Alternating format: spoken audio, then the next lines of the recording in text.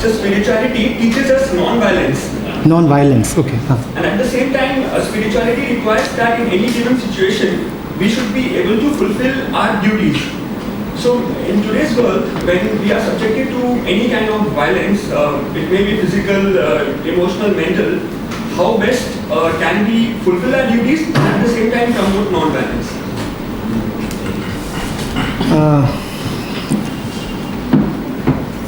A lot of images are there in your statement.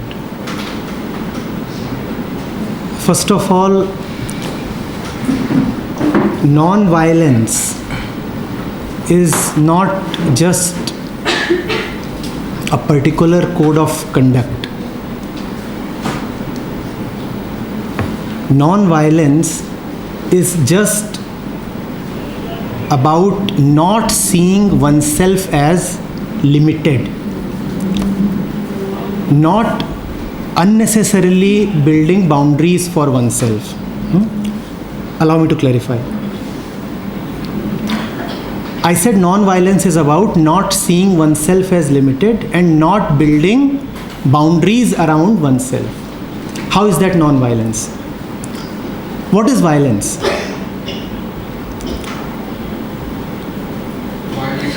Seeing others as separate from themselves. Wonderful, wonderful. Seeing others as separate, and whenever somebody is separate, what you are saying is, I am this much and you are outside of me.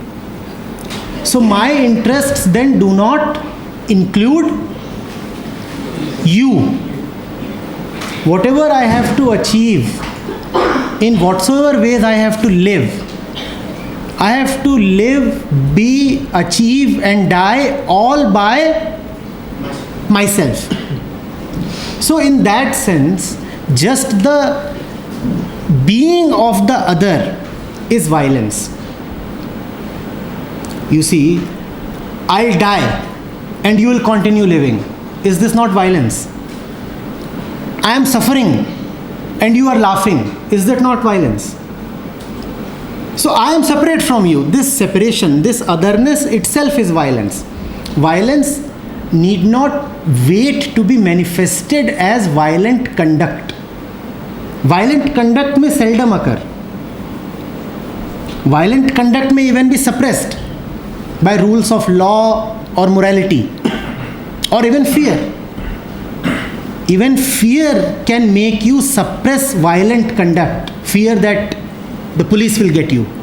So you will not allow the conduct to be violent.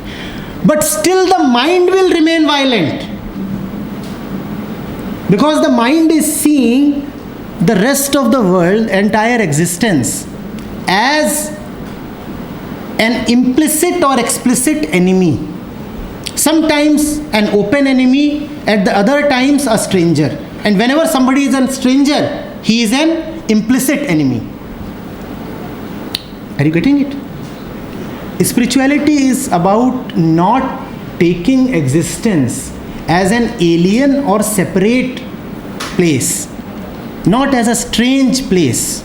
Spirituality is about belonging to existence, not belonging to a narrow household or caste or ideology. All these are boundaries. So wherever there are boundaries, there is violence. Wherever there are boundaries, there is also the feeling of being small, powerless, limited. Is there not? The moment this is there, you feel that pang of violence. That does not mean that the non-violent one feels very powerful. Because to feel powerful would mean that you are ready to exercise power over somebody. Feeling powerless and powerful are almost the same thing. They imply separation, distance. If this thing about non-violence is clear, then we can move to duties and the relation between non-violence and duties. Is the thing about non-violence clear? What is violence? If that is clear, then we also know what is non-violence. Violence is to take yourself as living by yourself. Violence is to feel an orphan in existence. Violence is to feel as if you have been dropped from somewhere on this earth as if you are an alien. And most of us feel that way, right? We don't have a total belongingness to life. You feel you belong to your house or to your city. The moment you go out of your city or your country, you start feeling uprooted. The moment this feeling of being uprooted comes, that is violence.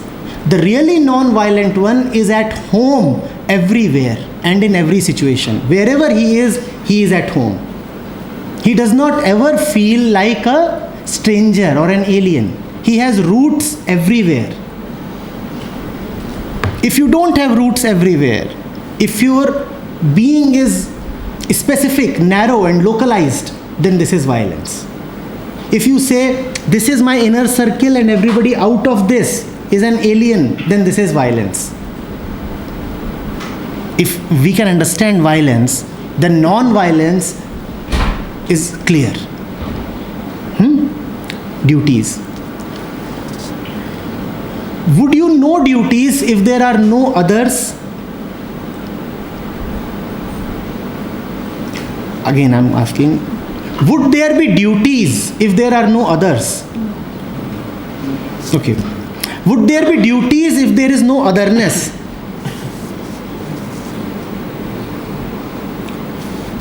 Okay, let me ask by an example. When you are at a workplace, you feel the pressure of duties, right? In fact, on day one of the job, you are clearly told what is expected from you, what your duties are. They are often called as responsibilities, right? You know that this is what I have to deliver. This is my duty. And those are specific duties. You will not want to go beyond them because you are not paid beyond them, right? Am I right? Now let's look at your relationship with a loved one. Do you still have duties there? One mark of duties is that you already know what is to be done. Second, you will not go beyond what is to be done. In a loving relationship, are there duties? No. I ask this again. You find that your friend is having a severe headache. And you go and you start giving him a massage. Is it written somewhere that you must oil his head? Has it been communicated to you that the massage should last 20 minutes? Are you getting paid for it? And if after 20 minutes he says, I'm liking it, kindly continue a little more, would you say that this is outside my brief? Let's talk to the HR. Would you say that? Hence, duty is there only when otherness is there. If otherness is not being felt, then there are no. Now relate this to violence. What is violence? Otherness. And what is a duty? Otherness. Hence, all duties are. And hence, violence. Otherness. Hence, duty is equal. Violence. Hence, non-violence is not about following duties. Non-violence is an action in clarity and love. That alone is non-violence. Following your duties, your conduct may appear to be non-violent. He is a very dutiful employee. He is a duty-bound soldier. Your conduct may appear orderly and non-violent. But what about the mind? Outside there will be order. Inside, turbulence, chaos, rebellion. Right?